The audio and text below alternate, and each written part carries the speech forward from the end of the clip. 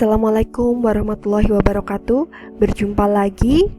Kali ini kita akan membahas mengenai teks resensi materi kelas 11. Apa itu resensi?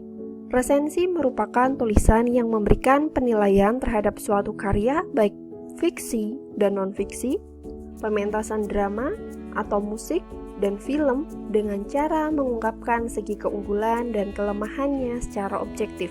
Tentunya, sebelum melakukan resensi, kalian harus selesai membaca buku, selesai melakukan pementasan drama, atau mendengarkan musik maupun film yang akan kalian buat resensinya, sehingga kalian bisa menemukan keunggulan dan kelemahan karya tersebut secara objektif. Klasifikasi resensi. Yang pertama adalah buku, baik buku fiksi dan non-fiksi. Yang kedua, pementasan seni, film, sinetron, tari, musik maupun kaset. Dan yang ketiga, pameran seni, baik seni lukis maupun seni patung. Adapun kaidah kebahasaan dalam teks resensi. Yang pertama, di dalam teks resensi terdapat konjungsi penerang. Fungsinya untuk menghubungkan atau menjelaskan, di mana klausa kedua berlaku sebagai penjelas keadaan peristiwa atau hal pada klausa pertama. Hal ini ditandai dengan adanya kata bahwa, yakni, dan juga yaitu. Di dalam contoh, film 5 cm merupakan film yang diadaptasi dari novel yang berjudul sama. 5 cm ini menceritakan tentang persahabatan 5 orang remaja yang menjalin persahabatan selama 7 tahun, yakni Arial, Zafran, Rani, Ian, dan Genta. Buku ini menunjukkan bahwa, di sini ada kata bahwa, mengedit atau menyunting merupakan pekerjaan yang masih asing. Banyak orang yang belum mengetahui seluk-beluk pekerjaan ini. Jadi fungsinya untuk menghubungkan atau menjelaskan. Berikutnya, konjungsi temporal. Konjungsi temporal berfungsi untuk menghubungkan dua hal atau peristiwa, terdiri dari dua bagian, yakni konjungsi temporal yang menghubungkan dua peristiwa yang tidak sederajat, dan konjungsi temporal yang menghubungkan dua bagian kalimat yang sederajat.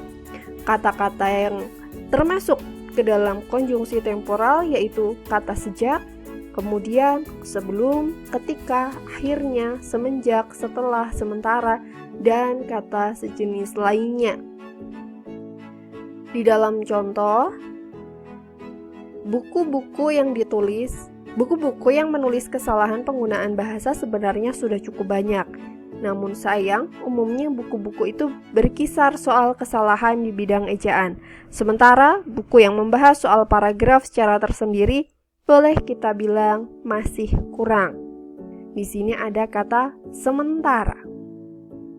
Berfungsi untuk menghubungkan kalimat sebelumnya dengan kalimat berikutnya sebagai penghubung.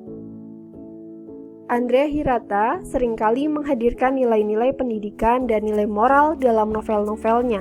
Sejak Laskar Pelangi sukses dengan nilai-nilai pendidikannya.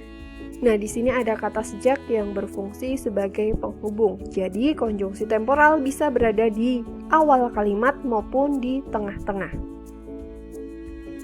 Berikutnya adalah konjungsi penyebaban. Konjungsi penyebab adalah konjungsi yang menghubungkan atau menyatakan sebab terjadinya suatu hal. Penggunaan konjungsi penyebaban terkait pendapat yang dikemukakan dalam teks resensi. Misalnya kalau kita akan mengungkapkan pendapat, tentu harus ada penyebab atau latar belakang mengapa kita mengungkapkan pendapat tersebut. Hal ini untuk menghubungkan alasan atau penjelasan dari pendapat yang dikemukakan.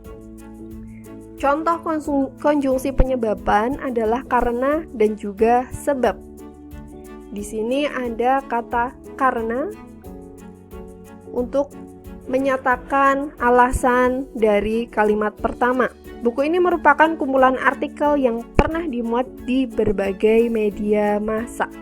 Karena buku ini merupakan kumpulan artikel, tidak terhindarkan adanya pembahasan berulang terhadap topik yang sama. Jadi dia ingin mengungkapkan bahwa di dalam buku tersebut terdapat pembahasan berulang terhadap topik yang sama. Alasannya kenapa? Ya karena buku itu merupakan kumpulan artikel seperti itu. Berikutnya ada pernyataan saran. Teks resensi pada umumnya menggunakan pernyataan-pernyataan yang berupa saran atau rekomendasi pada bagian akhir teks. Hal ini ditandai oleh kata jangan, harus, hendaknya, sebaiknya agar pembaca dapat mempertimbangkan rekomendasi dari teks resensi. Contohnya, sebaiknya buku ini dibaca oleh orang-orang yang pesimis dengan mimpi-mimpi mereka. Terlebih lagi, buku ini banyak mengandung unsur pendidikan dan mengajarkan kita untuk lebih mandiri dan bertanggung jawab. Jadi, fungsinya teks resensi adalah kita itu tahu sebelum kita membeli buku, misalnya, kita tahu isi buku tersebut, apakah buku tersebut cocok dengan kebutuhan kita atau tidak, apakah buku tersebut sesuai dengan ilmu atau informasi-informasi yang ingin kita cari atau tidak, seperti itu. Berikutnya, kalau film, kita dapat mempertimbangkan apakah film itu cocok untuk usia anak-anak, ataukah film tersebut justru tidak boleh ditonton oleh anak-anak karena adanya adegan-adegan tertentu. Berikutnya adanya kata serapan. Dalam hal ini, penyerapan diusahakan agar ejaannya diubah seperlunya sehingga bentuk Indonesianya masih dapat dibandingkan dengan bentuk asalnya.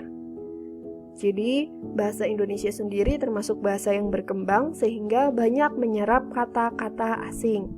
Ada banyak sebenarnya kata-kata yang termasuk kata serapan. Namun di sini saya paparkan beberapa contoh. Yang pertama, jadi penekanan pada upaya pencapaian efisiensi, efektivitas, dan produktivitas seperti banyak diungkap buku-buku lain di sini terasa lebih kaya. Jadi kata efisiensi, efektivitas, dan produktivitas ini termasuk ke dalam kata serapan. Berikutnya, di dalam contoh 2, di sini terdapat kata ekspektasi, tentunya ini termasuk ke dalam kata serapan. Selanjutnya ada kata asing. Istilah asing bisa digunakan sebagai upaya untuk memperhalus makna kata-kata, misalnya cleaning service. Hal ini dipandang lebih halus daripada menggunakan istilah tukang kebersihan. Kata asing juga dapat mengungkapkan budaya-budaya asing yang kita kenal, misalnya opera, drama, dan juga balet. Seperti itu. Di sini contohnya ada Revolution and Political Transformation 1942 to present yang menunjukkan ke halaman 133. Kemudian ada kata slow motion, ada kata extraordinary, dan masih banyak lagi kata-kata asing yang digunakan di dalam resensi. Ada langkah-langkah menyusun teks resensi. Yang pertama, kita menentukan buku atau karya apapun yang ingin kita buat resensinya.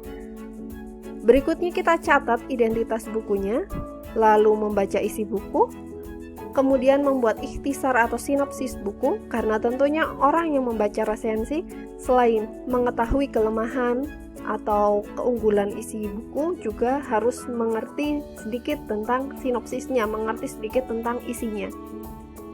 Berikutnya, menulis resensi, dan yang kelima, melakukan penilaian terhadap buku, yaitu menuliskan kelebihan, keunggulan, kelemahan yang dimiliki oleh buku. Berikutnya, terdapat sistematika resensi. Yang pertama adalah judul resensi. Tentunya judul resensi ini berbeda dengan judul buku yang diresensi.